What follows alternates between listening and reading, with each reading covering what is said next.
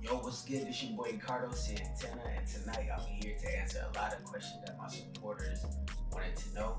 I feel like this is going to be a cool video, fun video, something that can introduce my support system, the cartel, more so or into me as a man and as an artist. So we're gonna go ahead and get into these questions. I would say what inspired me the most would be realism. You know what I'm saying? What's actually happening. You know what I'm saying? I take a lot of my inspiration from the things that I see around me or the things that I know that are happening to people who I love and care about. You know what I'm saying? That type of stuff, it inspires me to pick up the pen and write, or it inspires me to get behind the mic and record something just because it's actually real. I don't like to come from a place of fabrication. I just don't like to do that. I like to make sure that anything I'm doing is genuinely what I want to do, or genuinely something that is happening or has happened. I would say I've always had a relationship with music, but I believe that it was solidified to me in high school. You know what I'm saying? I joined the band in middle school, but it was something about high school. When I got to high school, I was like, oh, this is what I need to do. You know what I'm saying? This is what I want to do. I feel like this is my calling. So I believe it was high school. High school when I really first took a crack at music seriously. So yeah. This go around is different for me because I'm seriously addressing myself. Oftentimes I feel like we get in positions where we criticize other people around us and we don't really hold ourselves accountable. So I think that's the biggest thing for me this year. Like, I understand that nobody's responsible for my career but me. And I have to do everything in my power. Like, and I can see that it's happening now. Like, on the positive side, I can see that I'm actually putting out more content, like trying to be more social, trying to be more active on social medias and doing the soulful Sundays and even getting ready to release some music videos and documentaries, etc. So I see myself taking this like a life or death situation this time, as opposed to before when I was like, oh, I know I'm talented, so it's gonna happen when it's supposed to happen. Faith without works is dead. So yeah, so this year around, or this time around, I'm so focused and so driven on actually, doing my part and stepping up and going after what I believe I'm owed. You know what I'm saying? What I believe I'm owed, what I believe belongs to me. As far as this time go around, like the negative, I would say the negative is not being surrounded by so many people like who I started doing music with. You know what I'm saying? I feel like this is the breakthrough year for me, but those same people who I've worked with previously, they're not gonna be here this time around. And so it's like a bittersweet thing, but I believe that, God allows certain things to happen where you get to see people of color, or God allows certain things to happen where, certain paths are just, it's inevitable. Certain people just gonna drift off. So that'll be like the only negative I can say. This time around, it's really, really scarce for me, like how many people are gonna be around, you know what I'm saying? Especially with us doing this. Yeah. First and foremost, I want more content, music videos, documentaries, more music. I want to drop multiple projects. I'm used to dropping one project a year, but this time I just want to release crazy singles, crazy, do features. I just want to show my versatility as an artist. That's what I plan to do this year. I want to show the versatility that I have, to be able to do R&B, hip hop, gospel, all that, you know what I'm saying? To be able to produce, compose, to be able to direct my videos, films, etc. I want to even do my own films, you know what I'm saying? So this year is the year of actually branding myself as Kardo Santana, you know what I'm saying? As opposed to just letting other people speak for me or letting other people say what Kardo Santana is.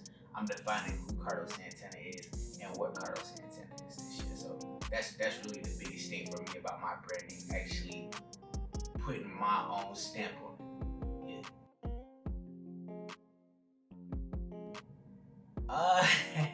Do I have a self-care routine? I would say my self-care routine maybe, well, of course, you know what I'm saying? Like, hygiene is huge for me. So, like, my self-care routine, you know what I'm saying? Taking care of my hygiene personally, you know what I'm saying? And then after that, what I like to do, I just like to escape from everything that's going on, you know what I'm saying? I like to cut on Martin. I like to give me some hibachis, you know what I'm saying? I just like to relax. That's just what I do. That's for my self-care, you know what I'm saying? For me. You know what I'm saying? I like to, take a nice hot, super hot shower. Not like women hot showers, because y'all hot showers be like crazy hot, but you know what I'm saying? Like get a nice hot shower, you know what I'm saying? Give me a nice meal and just relax, you know what I'm saying? Cut the phone off or put it on do not disturb. Cause sometimes I need that me time, you know what I'm saying? I'm always going out my way for other people, but sometimes it's just nice for Kardo to take a break and Ricardo can actually like get some rest, you know what I'm saying? So really don't have a set in stone self-care routine besides that, but I am looking forward to having like a permanent self-care routine. So if you guys got any suggestions, please let me know. Well, I got into music because my granddad played bass in the church, and my mom and grandma, they sung choir. I heard a lot of people in my family sing. My uncle even plays bass, you know what I'm saying? So my brother played trumpet, my sister played the flute, and it was just like a lot of musical people around me, you know what I'm saying? And I remember wanting to play saxophone, you know what I'm saying, before we moved to Orangeburg.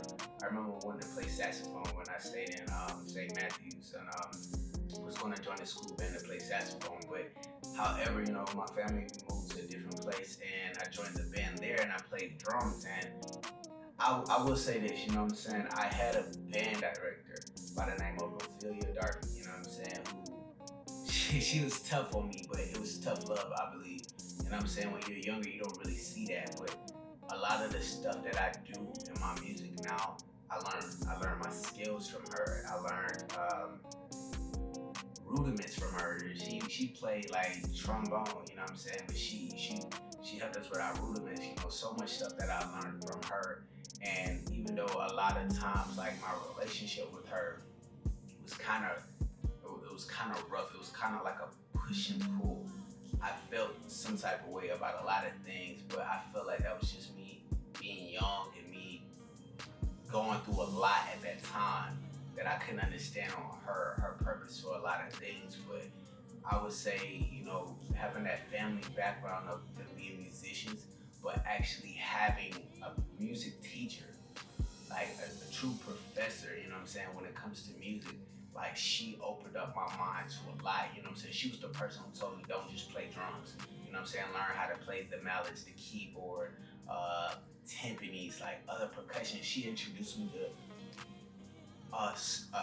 she just introduced me to so much percussion, like instruments, like, can't even lie. So a lot of times y'all hear the beat and you hear a groove, or you'll hear like these extra drum sounds or these quirky sounds. Man, I got introduced to a lot of that stuff from Miss Darby, you know what I'm saying? So it's like I can't even, you know what I'm saying, just hold that to myself, you know what I'm saying? And I think this is the first time like I actually, told people where I learned a lot of that stuff from, you know what I'm saying? It was Miss Darby.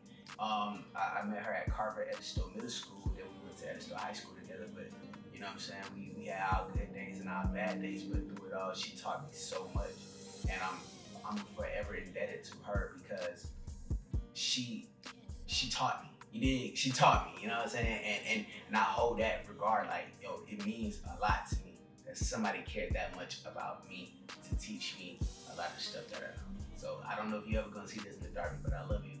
I appreciate you so much for that.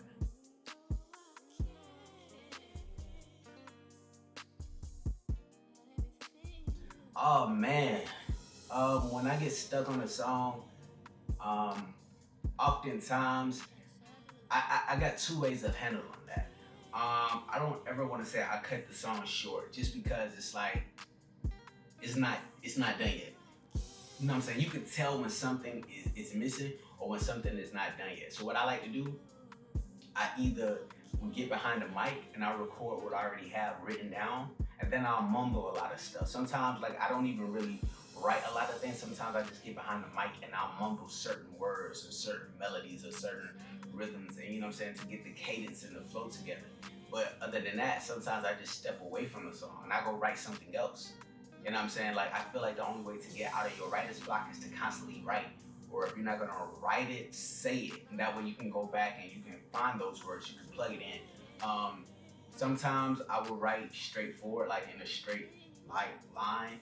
Sometimes my algorithm is off, so sometimes I might just have 2 bars here, 3 bars there, and then I'll kind of put it together like a puzzle piece. But never let the song just die out because you're having a writer's block.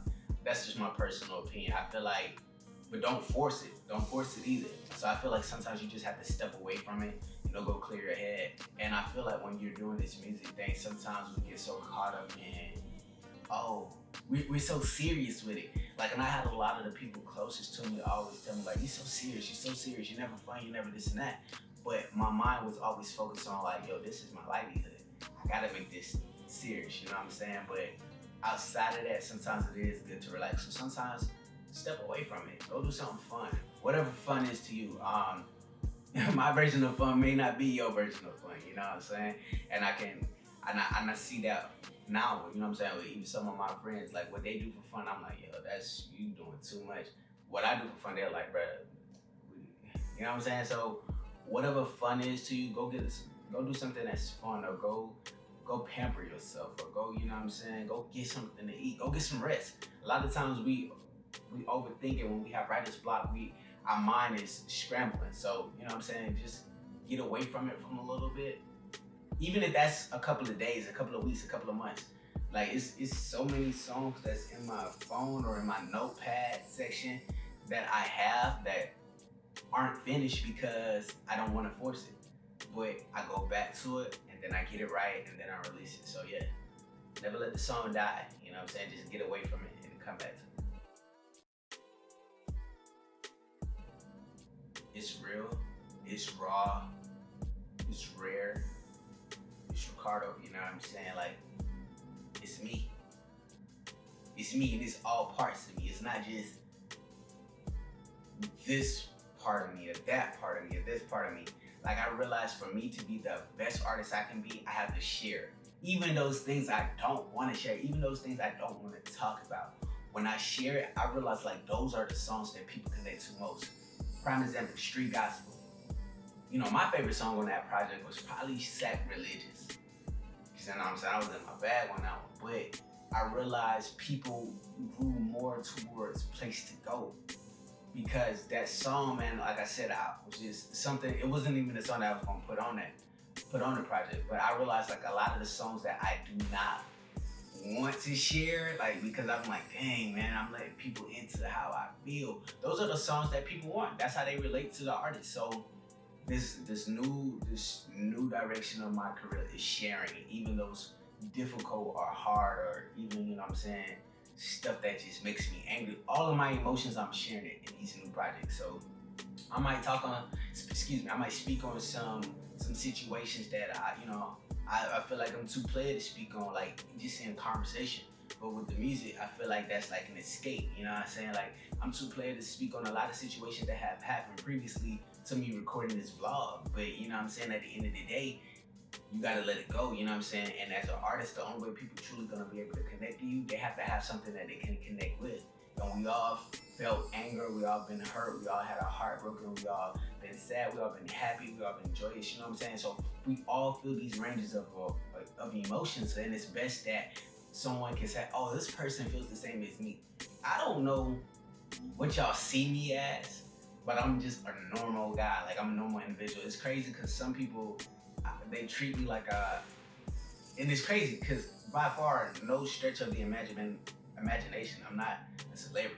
You know what I'm saying? I'm just Kardo, you know what I'm saying? But some people look at me and hold me to a standard like of this other person. It's like, wow, you know what I'm saying? So you never know how you are viewed through other people's lenses, but keep that in mind, you know what I'm saying? That just sharing yourself, because a lot of people see you in different ways. So yeah, the direction I'm going in now is real, raw, and rare. You know what I'm saying? Just letting it all out there. 3 people that inspired me to make music. James Brown, Michael Jackson, Andre 3000. Those were the 3 people that inspired me to make music. Yeah. James Brown, was the first person who I actually understood that it wasn't really about tonality, it wasn't really about pitch, but it was about a feeling, a vibe. You know what I'm saying? With the way he shouted, or the way he, his aura. It was always bigger than life. And his music, man, like King Heron, or Heroin, however you want to pronounce it. But you know what I'm saying? That song, man, every time I hear it, it's like James was a lyricist. I don't care, y'all probably don't believe it, but he was a lyricist to me, like inspired me. And when I say it came to having a band, that's the type of band I'm striving for. A band that can just lock into that pocket and just, oh man, James Brown for sure. Michael Jackson. Michael Jackson was the smoothest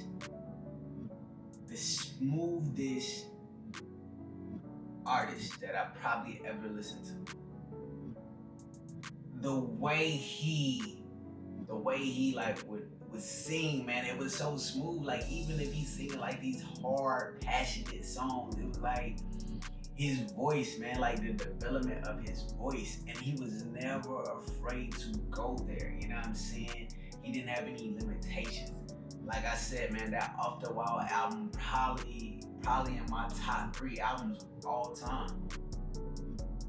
Probably, yeah, for sure it is. You know what I'm saying? Michael Jackson is and smooth, not only just smooth, but what he was talking about, there was always content, it was always substance for the soul, you know what I'm saying?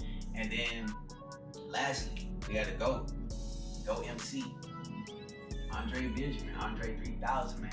3 Stacks, he is like the greatest.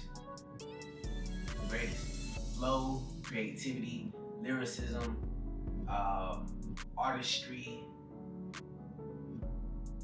sound, like music, like producing, like arranging, composition. Those three. I can sit here and talk for days, but we got more questions to answer. Yes, I sing in the shower. My go-to song is Waterfall by TLC. I love that. I love that song. I love the message. I don't know, man. Sometimes I just randomly break out singing that song. I don't know why, but that song, it got a hold on me for whatever reason. I'm not sure why, but TLC Waterfalls. Honestly, I'll be teaching. I love children. I'll be teaching, like Head Start, kindergarten. I'll be teaching. I love children, and I want to. I know my career is eventually gonna lead me back to children, no matter how, whenever, wherever. But yeah, teaching children. I love children. Oh man, 50-50 positive, 50-50 negative. You know what I'm saying? You know, the internet, anybody can make music now, anybody can post it and release it. So that's kind of like a good thing. Henceforth, it's like that's the pro of it. The con is, it's really no A&R artists. It's really no people who's sitting with albums for months or, for weeks or months and really like coming up with these solid reviews of it and posting it. You know what I'm saying? Now people listen to an album or a song one time and it's like, this is a classic. So the word classic has kind of lost its value because, anybody can base their opinion off of this album. I can start a website and give like my music critiques, and I can become like a quote unquote, you know what I'm saying? I can just become that type of person. I can listen to your stuff and say, oh, this is a classic. So you got, about my website calling everything a classic was really a classic, I think that's like the negative of it. And you can see like a lot of the older, more developed artists, those are the artists I study. I don't really study young artists. I just don't. I look at the older artists and like, you know what I'm saying, that's the biggest thing, because now it's hard for them to even shop with younger artists. It's hard for them to want to sign or want to work with younger people, because it's like a place of point. Like, what's the place of point? Like, what's that value? Is that artist truly good, or are you just saying that? So now that's kind of hindering them because they have to go out their way to really see what's up. But I mean, it's pros and cons. The pro is everybody can, create their own art how they want to. They can release it and you can get it or not. But the con is so many people doing it, and it's like, it's oversaturated, and like the value of what's good content is not really there as opposed to if only certain people were allowed to do it. So I believe it has impacted both positively and negatively, my personal opinion. The only thing I would necessarily change is the way people support. I wish people would stop supporting popularity and actually started supporting talent. That would be the biggest thing I could change in the industry, because I know a lot of talented people. I believe I'm in that circle who don't have the numbers or the support or the following as these other people. And it's like it's like I said, sometimes you have to pray over yourself as an artist. I don't know who hearing this, but as an artist, sometimes pray over yourself that you don't have an envious heart. That's a prayer that I try to say often, because you know how talented you may be, and you watching these other people get things that you wish that you had or you wish you were rewarded with. But you gotta understand, God gonna bless you on God's timing. It's not our time. But yeah, like don't have an envious heart. You know what I'm saying? They have what they have, but you know the good thing is you have the talent. And sometimes that's not received, or it's just not seen. But you know what I'm saying? Please don't have an envious heart. But that would be the biggest thing I change. I wish people would put talent over popularity.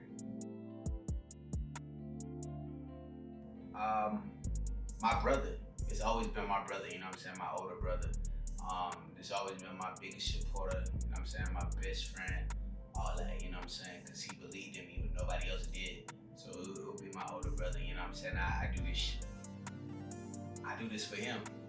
Truth be told, I do this for him. And if you go back and check my song credits, you'll see that I list my brother as a co-writer on every song. Why? Because if it wasn't for him, I wouldn't be doing this. So my brother gets a writing credit. That's something that a lot of you probably didn't know, but my older brother get a writing credit on all my songs. On all my songs. So shout out to my older brother, man. I love you, man. Alright, since this is the last question, I'm gonna wrap it up like this. I'm from St. Matthew, South Carolina. You know what I'm saying? St. Matthew, South Carolina. My family is from St. Matthew, South Carolina. I was born and raised there. And, you know, eventually with time, I will probably go back there to retire. But St. Matthew, South Carolina, my surroundings have shaped me in a way that I got my family upbringing. My roots are there. You know, my great-grandparents were there. My grandparents were there. My mom was there. You know what I'm saying? My family, my tribe is St. Matthew, South Carolina. You know what I'm saying? It shaped me in ways that makes me the man that I am today. Because if I grew up in other places, I'm pretty sure I would not be as nice. I'm pretty sure I wouldn't be as well spoken.